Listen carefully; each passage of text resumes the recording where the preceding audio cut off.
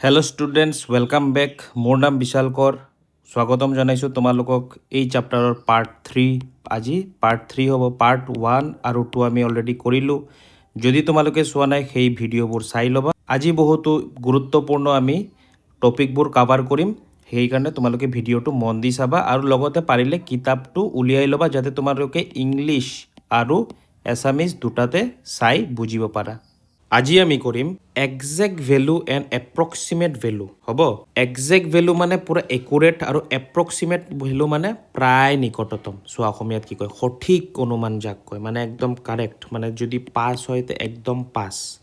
আৰু এটা কৈছে আসন্ন মান, মানে আমি একটা আইডিয়াত কওঁ, ধৰা তোমাৰ ঘৰ ইয়াত, তোমাৰ স্কুল ইয়াত, কিমান দূৰত্ব হ'ব দুটাৰ মাজত, ধৰা আমি কি কওঁ 5 কিলোমিটাৰ হ'ব, কিন্তু একজেক্টলি 5 কিলোমিটাৰ হওক নহওক, কিন্তু যদি আমি এটা আইডিয়াত কওঁ যে আসন্ন মান এটা কওঁ যে 5 কিলোমিটাৰ মান দূৰত হ'ব, বা আলহী ধৰা 90 জন তোমালোকৰ আলহী ইনভাইট কৰিছা, কিন্তু 89 জন হ'ল, কিন্তু তোমালোকে কি কয় প্ৰায় 90 জন মানুহ আমাৰ ঘৰত আহিছিলে খাবলৈ, তাকে কি কয় আসন্ন মান কয়। আৰু কি ইংৰাজীত কি কয় এপ্ৰক্সিমেট ভেলু বুলি কয়। আৰু এটা কি একজেক্ট ভেলু, যদি 89 মানুহ আহিছে তে 89 আহিছে বুলি ক'বা। কনচেপ্টটো ভালকৈ বুজিবলৈ মই তোমালোকৰ বাবে শ্লাইডটো বনাইছোঁ। চোৱা কি কৈছে, সঠিক মান বনাম অনুমান বা আসন্ন মান। চোৱা আমি কিয় অনুমান কৰোঁ, ইয়াৰ কাৰণটো বুজিবলৈ এইটো চোৱা, দৈনন্দিন পৰিকল্পনা চোৱা। ধৰা ঘৰত আলহী আহিব 86 জন, আমি কাউণ্ট কৰিলোঁ 86 জন কি আলহী আমাৰ আহিব, কিন্তু আমি অনুমান চকী আমাৰ কিমান লাগিব, আমি কি ক'ম প্ৰায় 90খন চকী আমি এনেকৈ অৰ্ডাৰ দিম, আমাৰ 90খন চকীৰ প্ৰয়োজন আছে। আকৌ এটা চোৱা আৰ্থিক পৰিকল্পনা, সঠিক মান চোৱা, বজাৰত আমি ধৰা বজাৰ কৰিলোঁ, খৰচ কিমান হ'ল, গোটেই মাহ বা গোটেই বছৰৰ যোনটো খৰচ হ'ব, ধৰা ইয়াতে কিমান আছে 4,85,582, এইটো আমাৰ কি খৰচ হ'ল। এতিয়া আমি প্ৰায় কি ক'ম, অনুমানত কি ক'ম, প্ৰায় 4,90,000 টকা খৰচ হৈছে বজাৰ কৰিবলৈ। এতিয়া আমি কি এটা অনুমান, কি অনুমান এটা ৰাউণ্ড আপ কৰি পেলাই সংখ্যাটো কওঁ, যেতিয়া আমি আসন্ন মান বুলি কওঁ। এতিয়া চোৱা কি আছে, নিয়াৰেষ্ট এপ্ৰক্সিমেট ভেলু, মানে আটাইতকৈ ওচৰৰ এপ্ৰক্সিমেট ভেলু মানে কি আসন্ন মান। চোৱা আমি কি কৈছোঁ, ভালকৈ টাৰ্মবিলাক বুজি লোৱা। নিকটতম আসন্ন মান মানে কি, আটাইতকৈ ওচৰ নিকটতম আসন্ন মানক কি কয় ৰাউণ্ডিং অফ বুলি কয়। কি কয় ৰাউণ্ডিং অফ বুলি কয়। এপ্ৰক্সিমেট ভেলু যোনটো মানে আসন্ন মানটো ৰাউণ্ডিং অফ বুলি কয়। হ'ব, নিকটতম আসন্ন মান ৰাউণ্ডিং অফ। তাৰপিছতে কৈছে ওপৰৰ নিকটতম আসন্ন মান মানে কি ৰাউণ্ড আপ। ইংৰাজীত কি আপাৰ নিয়াৰেষ্ট এপ্ৰক্সিমেশ্যন ভেলু কি কয় ৰাউণ্ড আপ, আৰু কি লৱাৰ নিয়াৰেষ্ট এপ্ৰক্সিমেট ভেলু কি কয় ৰাউণ্ড ডাউন কয়। তাৰপিছত ইয়াতে অসমীয়াতে চোৱা, ওপৰৰ নিকটতম আসন্ন মান কি ক'ব ৰাউণ্ড আপ, আৰু তলৰ নিকটতম আসন্ন মান কি ক'ব ৰাউণ্ড ডাউন বুলি ক'ব। এতিয়া আমি চাওঁ এইটো কেনেকৈ কৰিম। চোৱা কিতাপত বহুতখিনি তথ্য আছে হয়নে, এইবোৰ দিছে, এইবোৰ আমি চাম, কিন্তু তাৰ আগতে তোমালোকে এই বস্তুটো চাই লোৱা। প্ৰথমতে চোৱা, ধৰা এটা মই সংখ্যা ৰেখা আঁকিলোঁ, আৰু ইয়াত কি 0 দিছোঁ, এইফালে দিছোঁ 10, মিডিলত কি থাকিব, মাজত একেবাৰে মাজত মিডিলত 5 থাকিব হয়নে, আধা। এতিয়া চোৱা মই এটা সংখ্যা ল'লোঁ, ধৰা মই এটা ল'লোঁ সংখ্যা 7। যদি মই এটা সংখ্যা যদি 7 লৈছোঁ, 7টো আমাৰ ক'ত আহিব চোৱাচোন, 7টো 5, 6, 7 ইয়াতে আহিব ক'ৰবাত 7, মানে কি 5ৰ পৰা ডাঙৰ হয়। তে যদি আমি 5ৰ পৰা ডাঙৰ হয় তেনেহ'লে আমি কি কৰিম, আসন্ন মানটো কি ল'ম 7 to 10 বুলি আসন্ন মান ধৰি ল'ম। আৰু যদি আসন্ন মানটো যদি 5ৰ পৰা সৰু হয়, ধৰা 4 যদি আছে, তে আমি কি ধৰিম এইটোক 0 বুলি ধৰিম, কাৰণ কি 4টো কি 5ৰ পৰা কম আছে, মানে ইফালে আহিব, তাৰ কাৰণে আমি কি 0 বুলি ল'ম। এতিয়া চোৱা আৰু এটা এক্সাম্পল, 30ৰ পৰা 40ৰ ভিতৰত যিকোনো এটা নম্বৰ লোৱা, ধৰা মই এটা নম্বৰ লৈছোঁ কি 37 লৈছোঁ। 37 যদি লৈছোঁ তে কি হ'ব, 35ৰ পৰা ইফালে লাই কৰিব সংখ্যাটো, ইফালে থাকিব সংখ্যাটো, তাৰ কাৰণে আমি কি তাৰ আসন্ন মান বা এপ্ৰক্সিমেট ভেলু কি ল'ম 40 বুলি ধৰিম। আৰু যদি ঠিক তেনেকৈ যদি ইয়াতে 33 বা 32 থাকে, তে তাৰ এপ্ৰক্সিমেট ভেলু আমি কি 30 বুলি ল'ম, কাৰণ কি 32টো কি 35ৰ পৰা সৰু, আৰু এইখিনিতে ক'ৰবাত 32 আছে, তাৰ কাৰণে আমি এপ্ৰক্সিমেট ভেলু 30 বুলি ধৰিম। নেক্সট চোৱা কি আছে, 100ৰ পৰা 200ৰ ভিতৰত চোৱা এটা সংখ্যা, চেম যদি ধৰা 152 আছে, তে 152 কি হ'ব 152 পৰা বেছি আছে তাৰ কাৰণে কি আমি এইটো ৰাউণ্ড অফ কি ধৰিম বা আমি যে অলপ আগত চালো আসন্ন মান কি 200 ধৰিম এপ্ৰক্সিমেট ভ্যালু বা ৰাউণ্ডিং অফ 200 বুলি ক'ম আৰু যদি 150 ৰ পৰা কম হয় ধৰা 146 বুলি কৈছে 146 কি 150 ৰ পৰা কম 146 টো তে আমি কি ধৰিম 100 ৰ ক্যাটাগৰীত ধৰিম 100 বুলি আমি ল'ম এতিয়া চোৱা আমাৰ আকৌ 1000 ত যাও এতিয়া 100 ত হৈ গ'ল এতিয়া আমি কি 1000 ত যাও 1000 কি আছে 3000 আছে আৰু 4000 আছে 3000 আৰু 4000 ৰ মিডলত কি 3500 আছে ধৰা এতিয়া আমি এটা সংখ্যা লও 3472 এইটো কি আছে চোৱা ধৰা এটা সংখ্যা লোৱা 3400 টো কি ইফালে কম ইফালে থাকিব 3500 ৰ তাৰ কাৰণে আমি এইটো 3000 বুলি ৰাউণ্ড অফ বুলি ল'ব পাৰিম 3000 আৰু যদি 3500 ৰ পৰা বেছি হয় ধৰা 3700 আছে তে আমি এইটো কি কম 4000 ৰ ওচৰত ল'ম মানে ৰাউণ্ডিং অফত আমি কি 4000 বুলি ল'ম আৰু এনেকুৱা আমি পাম এইটো কি বেসিকটো আমি বুজি লৈছো বাকি চাও আৰু কি কি আছে চোৱা 72 কি আছে 70 ৰ ওচৰত আছে 80 ৰ তুলনাত তাৰ কাৰণে আমি কি আসন্ন মান 70 বুলি লৈছো তাৰ পিছত আছে চোৱা 77 কি 80 ৰ কাষত আছে 70 ৰ পৰা বহুত দূৰত আছে তাৰ কাৰণে আমি আসন্ন মান 80 বুলি ল'ম যদি 75 থাকে পুৰা এক্স্যাক্টলি মিডলত আছে নহয় তেতিয়া আমি কি কম 75 ৰ নিকটতম মানটো ডাঙৰটো ল'ম 80 বুলি ল'ম 75 ৰ পৰা কম থাকে তে 70 ল'ম 75 ও যদি থাকে তবু আমি কি 80 ল'ম এতিয়া চোৱা 329 সংখ্যাটোৰ নিকটতম খলৈ আসন্ন মান কিমান হ'ব চোৱা 300 মই অলপ আগত দেখাইছো আৰু ইফালে আছে 400 তে নিকটতম আসন্ন মান খৰ কি হ'ব 300 হ'ব 29 আছে 50 ৰ ওপৰত হলেহে 400 হ'ব এতিয়া চোৱা নিকটতম 1000 5000 আৰু এটো 4000 আৰু 5000 ৰ কি হ'ব 4800 আছে মানে 4500 ৰ বেছি আছে তাৰ কাৰণে আমি কি ৰাউণ্ড অফত 5000 বুলি ল'ম চোৱা উদাহৰণ এটা চাই লও তাৰ আগতে আমাক এটা সংখ্যা দিছে 8572 আমাক কৈছে শতক স্থানলৈ নিকটতম আসন্ন মান উলিয়াব লাগে চোৱা প্ৰথমতে ইয়াৰ শতক স্থানত যদি আমি উলিয়াব হয় ন তে আমি কি দশক স্থানৰ অংক 7 হয় নে চোৱা নিয়মটো কি কৈছে দশক স্থানৰ অংক 7 অৰ্থাৎ 5তকৈ বেছি গতিকে শতক স্থানত থকা 5 যোগ 1 অৰ্থাৎ 6 হ'ব বাকি পিছৰ অংকবোৰ শূন্য হ'ব চোৱা 8572 টো কি 8600 হৈ গৈছে উদাহৰণটো আকৌ এটা চোৱা 9469 দিছে এতিয়া কি চোৱা শতক কি কৈছে এইটো ইয়াক কি কৈছে 1000 স্থানৰ অংকত ল'ব কৈছে যদি 1000 স্থানৰ অংকত ল'ব কয়তে আমি কি চাম শতকৰ ঘৰত কি আছে 4 আছে 4 টো কি 5 তকৈ কম আছে তে 5 তকৈ যদি কম আছে তে কি আমি 9 5 তকৈ কম আছে যদি 5 তকৈ কম থাকে কি 9 টো কি একে ৰাখি দিম বাকি পিছৰবোৰ কি কৰি দিম শূন্য কৰি দিম এতিয়া যেতিয়া আমি অনুশীলনীটো কৰিম তোমালোকৰ বহুত সহজ হ'ব চাবলৈ চাইছা এইটোৱে এই ৰেখাটো 75 ৰ পৰা তলত হলে 70 ধৰিম ৰাউণ্ড ডাউন হ'ব আৰু যদি 75 ৰ পৰা ওপৰত হয় কি কয় ওপৰৰ নিকটতম ৰাউণ্ড আপ হ'ব ৰাউণ্ডিং আপ বা ৰাউণ্ড আপ এতিয়া চোৱা যোগফলৰ অনুমান চোৱা এই কিতাপত দিছে বানপানীৰ সাহায্যৰ উদাহৰণ দিছে চোৱা 5খন গাঁৱৰ সাহায্য বিধি আমাক দিছে 5টা গাঁও আছে ন কি দিছে 1 নম্বৰ গাঁৱত 87652 দিছে তাৰ পিছত 2 নম্বৰকে 123489 দিছে 92307 দিছে 3 নম্বৰ গাঁৱক 4 নম্বৰক দিছে 105000 আৰু 5 নম্বৰ গাঁৱক দিছে 76893 চাইছা এটা সংখ্যা চাবা ইয়াক যদি আমি ৰাউণ্ড অফ কৰো চোৱা কি কৈছিলো ইয়াতে 10000 হ'ব লাগিব 7 আছে নহয় 7 টো কি 5 ৰ পৰা ডাঙৰ হয় তাৰ কাৰণে আমি কি কৰিম নিয়মটো চাইছিলো অথনি যদি ডাঙৰ হয় তে কি 8 ৰ লগত ইয়াক কি 8 ৰ লগত +1 কৰি দিম আৰু বাকিখিনি কি শূন্য ৰাখি দিম এতিয়া চোৱা ইয়াত কি আছে 123000 আছে হয় না এতিয়া চোৱা 23000 যদি আছে 23000 টো এটা 20000 ৰ নিয়াৰেষ্ট হ'ব নে 30000 ৰ নিয়াৰেষ্ট হ'ব ধৰা 2 ৰ পিছত কি আছে 3 আছে 3 টো 5 ৰ পৰা সৰু মানে 2 ৰ জায়গাত 2 সেম থাকিব বাকিখিনি কি শূন্য হৈ যাব এতিয়া চোৱা 92000 আছে 9 ৰ পিছত কি আছে 2 আছে 2 কি 5 ৰ পৰা সৰু তাৰ কাৰণে 9 ৰ পিছত সেম থাকিব 9 পিছত শূন্যখিনি লগাই দিবা এইবোৰে নিয়ম এতিয়া আমি বলা অনুশীলনী কৰো 105000 কি হ'ব ইটো 110000 হ'ব মানে কি 05 মানে কি আমি ডাঙৰটো লম সেইকাৰণে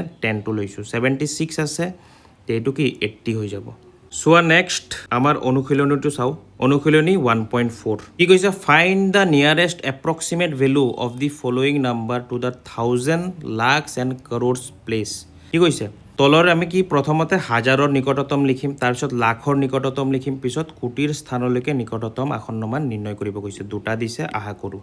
চোৱা 1.4 অনুশীলনীৰ আমি যোনটো 1টো কৰিব গৈ আছোঁ, এইটো মই লিখি লৈছোঁ। কিহত এই সংখ্যাটো কিহত লৈ যাব লাগিব? প্ৰথমতে হাজাৰৰ আসন্ন মানলৈ, লাখলৈ আৰু কোটিৰ আসন্ন মানলৈ আমি লৈ যাব লাগে। প্ৰথমতে চোৱা এই সংখ্যাটো এই সংখ্যাটো ভালদৰে চোৱা।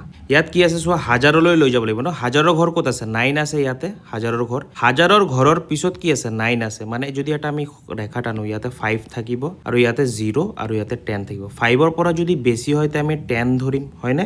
আৰু যদি হয় তে আমি 0 ধৰিম। তে ইয়াতে 9 আছে, বেছি হয়। আৰু আমি কি ৰুল কি পাইছিলোঁ? যদি 5ৰ পৰা যদি বেছি হয় তেতিয়া +1 হ'ব আৰু পিছৰখিনি কি 0 বহুৱাই দিম। ধৰা এইটো কি 9 আছে, 9ৰ জেগাত কি হৈ যাব? 10 হৈ যাব আৰু পিছৰখিনি 0 হৈ যাব। তে 9টো যদি 10 হয় তে 5ৰ লগত কি 1 যোগ হৈ যাব। আৰু ইয়াতে কি আছে? 59 আছে। 59টো 9টো যদি 10 হৈ যায় তে কি হ'ব? 5টো 6 হৈ যাব, ইফালে 0 বহুৱাই দিম। তে কি লিখিব? 5 6 3 6 হ'ব ন, 60 হৈ যাব। 6 এটা আৰু 1 2 3। এতিয়া লাখলৈ চাওঁ। লাখৰ ঘৰ ক'ত আছে? 1000, এইটো লাখ। 3 আছে, 3ৰ পিছত কি আছে চোৱা? 5 আছে। 5টো যদি আমি 5 থাকে আমি কি 10 বুলি ধৰিম বুলি কৈছিলোঁ। 3ৰ লগত কি হ'ব? এটা 1 প্লাছ হৈ যাব, +1 হ'ব, 4 হ'ব এইটো।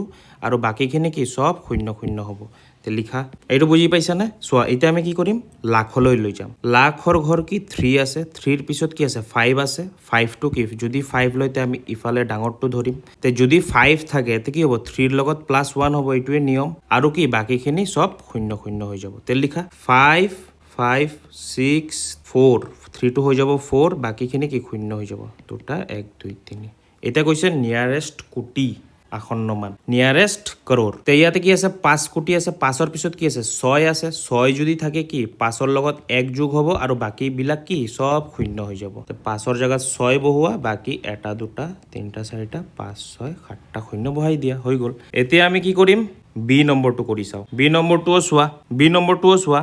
শতক, হাজাৰলৈ লৈ যাব লাগিব। তে 2ৰ পিছত কি আছে? 4 আছে। 4 যদি থাকে একো চেঞ্জেছ নহ'ব, 2ৰ জেগাত 2 থাকিব, বাকীখিনি 0 হৈ যাব। লিখি দিওঁ 4 9 0 5 6 2 1 2 3টা 0, 3টা সংখ্যা আছে। এতিয়া আমাক কৈছে লাখলৈ। লাখ ক'ত আছে? এইটো 5 আছে। 5ৰ পিছত কি আছে? 6 আছে। তে 5ৰ লগত 1 প্লাছ হ'ব আৰু বাকীবিলাক 0 হৈ যাব। 4 9 0 6 হ'ব, পিছত 1 2 3 4 5টা 0। তাৰপিছত কৈছে কোটিলৈ লৈ যাবলৈ। কোটিত কি আছে? ইয়াত লাখ, তাৰপিছত কৰ'ৰ। 9 আছে ন, 9ৰ পিছত কি আছে? 0 আছে। কি আছে? 0 যদি থাকে নাবাঢ়িব, ছেম থাকি যাব। তে 49ৰ জেগাত 49, 9ৰ জেগাত থাকিব, বাকীখিনি 0 লিখি দিয়া, হৈ গ'ল। এইটো আমাৰ সমাধান। 2 নম্বৰটো কি কৈছে চোৱা, তলৰ সংখ্যাবোৰৰ 5টা বিভিন্ন স্থান উল্লেখ কৰি আসন্ন মান লিখা। তে চোৱা আমি কি কৰিম? প্ৰথমতে আমি কি দশকৰ পৰা ল'ম। দশক, তাৰপিছত ল'ম শতক, হাজাৰ, তাৰপিছত লাখ আৰু কোটি। কি হ'ব? 5টা হৈ যাব। চোৱা মই কুৱেশ্যনটো উঠাই লৈছোঁ আৰু কি কৈছে আমাক? 5টা বিভিন্ন স্থান উল্লেখ কৰিব কৈছে। তে আমি 5টা স্থান কি ল'ম? দশক, শতক, হাজাৰলৈ লৈ যাম, লাখ আৰু কোটিলৈ লৈ যাম। ঠিক আছে। চোৱা প্ৰথমতে কি কৈছে আমাক? দশকলৈ, মানে কি এইটো দশক। দশকৰ পিছত কি আছে? 3 আছে। 3টো কি 5ৰ পৰা কম হয়, তে আমি কি 5ৰ লগত +1 নকৰোঁ আৰু 3টো 0 বনাই দিম, যোনটো নিয়ম আছে। বাছ লিখা 2 4 5 0 6, তাৰপিছত 8 5 0। তাৰপিছত শতকলৈ কৈছে। শতকলৈ নিবলৈ কি কৰিম এতিয়া? শতকৰ স্থানত 8 আছে। 8ৰ পিছত 5 আছে। যদি 5 থাকে তে আমি কি প্লাছ এড কৰিম 1। তে আমি কি 2 4 5 0 6 আৰু ইফালে 8ৰ জেগাত কি হ'ব? 9 হ'ব আৰু 0 হ'ব। তাৰপিছত লৈ যোৱা হাজাৰলৈ। হাজাৰৰ ঘৰ কি 6 আছে। 6ৰ পিছত 8 আছে, মানে আকৌ +1 হ'ব 6ৰ লগত। কি হ'ব? 2 4 5 0 7, তাৰপিছত বাকীখিনি 0। তাৰপিছত কি আমি লাখলৈ লৈ যাম। লাখ কি 5 আছে। 5ৰ পিছত 0 আছে, তাৰ মানে কি আমি একো চেঞ্জেছ নকৰোঁ। 2 4 5, বাকীখিনি 0 দিয়ে দিয়া। তাৰপিছত আহিব কোটি। 2ৰ পিছত কি আছে? 4 আছে। 4 থাকিলে আমি কি কৰিম? একো চেঞ্জ নকৰোঁ। 2ৰ পিছত কি হ'ব? 0 বহুৱাই দিয়া আটাইখিনি হ'ল। এতিয়া আমি কি কৰিম? 8 4 এইটো আছে চোৱা। কি আছে? প্ৰথম দশকলৈ। দশকৰ ঘৰত কি আছে? 3 আছে। তাৰপিছত কি আছে? 2 আছে। একো নহ'ব, 3টো ছেম থাকিব, 2টোৰ জেগাত 0 হৈ যাব। 8 4 7 5 5 6 4 3 0। এতিয়া চোৱা শতকৰ স্থানত কি আছে 4 আছে পিছফালে 3 আছে একো চেঞ্জ নহ'ব সেম থাকিব আকৌ হাজাৰত কি আছে চোৱা 6 আছে 6ৰ পিছত 4 আছে তাৰ মানে একো চেঞ্জ নহ'ব 5ৰ পৰা সৰু এইবোৰ শূন্য হৈ যাব 6ৰ জায়গাত 6 থাকিব লাখৰ কাৰণে কি হ'ব 5 আছে ইফালে 5 আছে মানে +1 হ'ব আৰু বাকীখিনি কি শূন্য হৈ যাব মানে 5ৰ জায়গাত 6 হৈ যাব এইটো তাৰপিছত কোটি ইয়াতে কি আছে 4 আছে 4ৰ পিছত কি আছে 7 আছে 7 যদি থাকে 4ৰ লগত কি হ'ব +1 হ'ব বাকীখিনি শূন্য বহাই দিম লিখি দিলোঁ আটাইখিনি এইটো হৈ গ'ল আমাৰ 2ৰ সলিউশন এতিয়া আমি চাওঁ 3ত কি আছে 5টা সংখ্যা লিখা যাৰ বিভিন্ন স্থানলৈ নিকটতম আসন্ন মান 75,000 হ'ব চোৱা যিকোনো লিখিব পাৰা তোমালোকে 75 লাখ হ'ব চোৱা যদি আমি কি 75 আছে ইয়াতে যদি জাস্ট এটা যদি করতে কি হ'ব যদি জাস্ট আমি 4 লিখো কি হ'ব 4 যদি লিখো সব শূন্য হৈ যাব 75 লাখ 75 লাখে থাকিব এইটো এটা আৰু এটা লিখা 2 নম্বৰ কি লিখিব পাৰো আৰু যিকোনো সংখ্যা লিখিব পাৰো 74 হা 74 lakh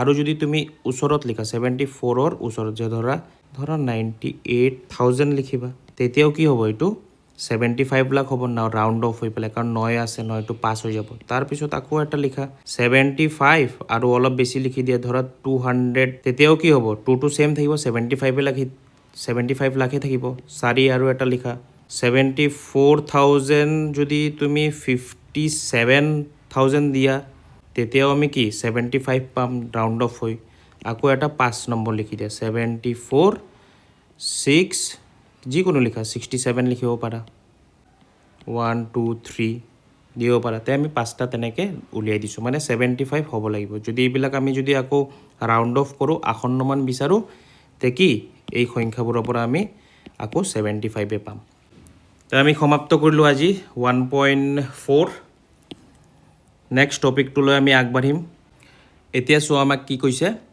approximation according to the situation মানে কি পৰিস্থিতি অনুযায়ী নিকটতম আসন্ন মান চোৱা আমি উদাহৰণ চালে গম পাম প্ৰথমতে কৈছে চোৱা ৰাভা দিৱস উপলক্ষে 86 জন অতিথি নিমন্ত্ৰণ কৰা হৈছিল যদি 10টা গোটত যদি এটা 10টা গোটত যদি চকী আহে তে আমি কিটা 80টাৰ পৰিৱৰ্তে কি 90টা আনাব লাগিব কিয় কাৰণ আমি 86 6জন মানুহ থিয় হৈ থাকিব লাগিব যদি আমি 90টা আনাও কি সবে বহিব পাৰিব হয়নে আৰু এটা এক্সাম্পল চোৱা মাছ বেপাৰীজনে কি মাছৰ দাম কৈছে 325 আমি কি কৰো দোকানত দৰ দাম কৰো তে কি কৰিছে খুৰাই কি কৰিছে 300 টকা দিছে তে এই সিচুৱেশনবোৰ চাইছানে পৰিস্থিতি বেছি আনিছো কৰবাত কম দিছো তাৰ পিছত চোৱা এই যে উদাহৰণ 6 টো গাঁৱে গাঁৱে বানৰ সাহায্য অলপ আগতে যে আমি চালো লিষ্টটো তাৰ পিছত আমি কি চাইছিলো সব টোটাল কৰি পেলাই কিমান ওলাইছিলে 4,85,000 ওলাইছিলে